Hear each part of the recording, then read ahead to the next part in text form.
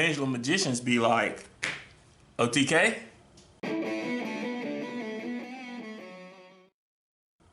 What's up guys, this is Emanuel from Team DBZ Biscuit, and today I'm coming at with you with the Pendulum Magician budget deck. The deck is a really good deck. You can go out, get 3 structure decks, put a few extra cards in there, and have a real nice deck that you can take to a local tournament and just, give somebody a real hard time and just have fun with it. So let's jump into the deck profile. I run 2 Dragon Pit Magician. He allows you to discard 1 card and to destroy a spell or trap card, which that's really good for the deck. And also 2 Dragon Pulse Magicians. He allows you to destroy a monster. These 2 right here are pretty much your new scales. They're your new Time Gazer and Stargazer Magicians. So these 2 made it a lot easier so that you could go into your pendulums and do what you have to do and clear the board for your OTK. Also, I run 2 Time Gazer Magicians and 2 Stargazer Magicians. I still decided to keep these in here because a lot of times when you're going in for your OTK or you're going for your push, it's easier to have one of these in your zone because they protect your odd eyes or your magicians from spells and traps. So I thought that was also a good choice for the budget deck, and you still got a lot of room and access to do a lot of different plays. I run 3 of the Wisdom Magician. This guy, he's just like a Luster Pendulum, but just for the magicians. He's not broken, but he's very good at loading up the extra deck and getting the deck to OTK and what you want it to do. I run 2 of the Olaf. He allows you to get the monsters out of the extra deck back into your hand and just do little crazy simple combos that can lead up to a really good push and a good setup for your game state. I also run 2 of the Noble Magician. This is your synchro, your tuner to get to your synchro.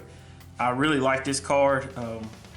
It allows you to target when you go into your synchro, to target and get that extra little hit damage that you need. But this card is very good, and it's gonna be one of those little controversial cards. People gonna want to run 1 or 2, but I think 2 is good. That way you always have a backup in case something happens, like Solemn Warning or something like that.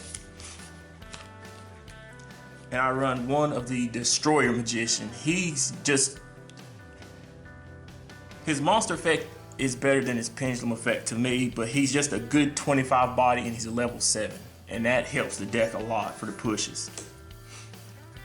I run the mandatory 3 Odd Eyes Pendulum Dragons. Pretty much the deck is central around him. He is the searcher, he's your pusher, he's just a big body and he just keeps regenerating no matter what. I also run 3 of the Joker. This guy's very good. He searches out pretty much almost all the pendulums in your deck. So he's very, very good at what he does, and I like the effect that he has. So he's very much essential for the deck. And that's it for the monsters. For the spells, I run 2 Sky Arc. 2 is all I need. 3 is too cloggy. I might eventually end up saying that go to 1 because it only is going to search out your odd eyes, and that after a turn or 2 you've already got all you need out of your deck. But the main thing I look at is your opponent can't target your pendulums, which that is a very good plus on that. They're gonna have to hit this before they go after your pendulums. I like that. I run 2 Summoner Arcs to get the normal magicians. It's only got 2 targets. I only run 2, but I want to be sure that I can get them as soon as I can, as fast as I can. I run 3 Pendulum Call. This card I like this card a lot. Discard a card. Get 2 magicians with different names to your hand. Then after that, your opponent can't destroy your pendulums, or that's pretty good. I like that. Can't be destroyed by card effects. I like that. Very versatile card. Very versatile card. Good search card. Next, I run 3 Wavering Eyes. This card is the format. This card can be used multiple ways. It can be used as an offensive card. It can be used as a defensive card. This is a good side deck card. If you're not running pendulums, you have to go up against them. This card is going to almost set the pace for the format, in my opinion, my humble opinion. But this card is very good because all the effects stack. If your opponent has one over there, you got a banish, you get a draw, they take burn. Like I said, it's multiple. This very good card. Overall, it's just an amazing card. I'm still going to run 3 Mystical Space Typhoons. Even though I'm running Wavering Eyes, it's a pendulum format, there's still going to be back row, there's still going to be other pendulums out there. I'd much rather have 3 MSTs in my deck and just be safe than try to side deck them and take a loss in the first game. And that's it for the spell cards. For the trap cards, I run 1 Solemn Scolding. This deck does not have a lot of trap set back row. It's going to be mostly play something, wait to see what your opponent does. So to me, I thought it was good to put in a Solemn Scolding. The 3,000 is not going to be what you're really concerned with because you can always put a wall out there full of pendulums. This is also going to help you counter somebody that's going to decide to warning you to try to set up your pendulum scale, or somebody's going to try to sit there and bottomless your whole pendulum scale whenever you pendulum summon. So I thought a 1 of this was very good. Also, run 1 Solemn Warning. It is a pendulum format, so it's best to be safe than sorry. Go ahead and pay the 2,000. Go ahead and knock their stuff out, send it to the graveyard, and just hopefully plus from there. And lastly, 3 Grand Horn of Heaven. This card, I believe, for this format, for the going into January, this is going to be a very good card to use in about every deck out there.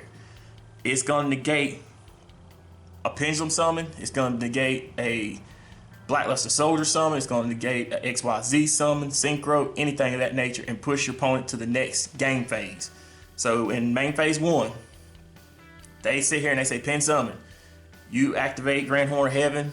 All of them are going to the graveyard. You go send them straight to the battle phase. If in main phase 2 they have another backup play, you could hit them in the main phase if you didn't activate in main phase 1. So, like I said, you push them then straight into their end phase.